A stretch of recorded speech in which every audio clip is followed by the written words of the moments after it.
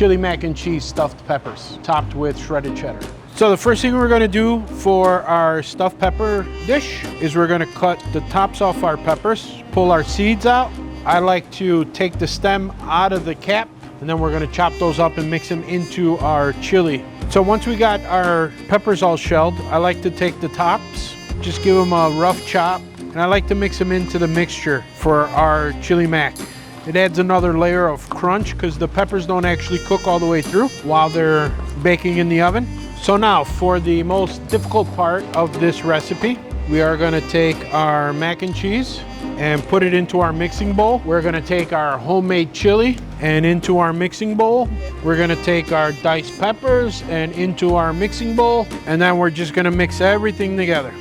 Once that's all nicely incorporated, we can stuff our peppers. So now that we got our peppers stuffed, I personally like to add about a cup of water to the bottom of the pan. That's gonna help create some steam while it's cooking to help cook the peppers, and they'll steam the peppers before they actually start to burn. Then I like to do a layer of food film, saran wrap, and then aluminum foil right on top of that. And then we're gonna go into the oven for about 15 minutes, and then we'll check it when our timer's up. Hot topic of debate, saran wrap in the oven. So as long as you are covering the saran wrap nice and tightly with aluminum foil, it will melt. It won't dissolve completely. So even if it does melt from around the edges, when you go to uncover your dish, you'll see your plastic. If you're using a higher quality, such as like a food film, much safer, lower quality, I wouldn't trust it in the oven. It won't hold up to the heat as well.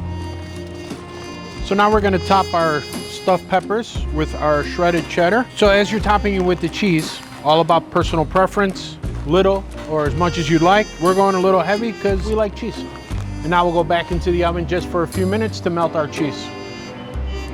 So now that our peppers are out of the oven, we are ready to plate. So at home, you could top these with a little bit of sour cream and some green onion, some fresh parsley, whatever you would prefer. And now we're ready to eat.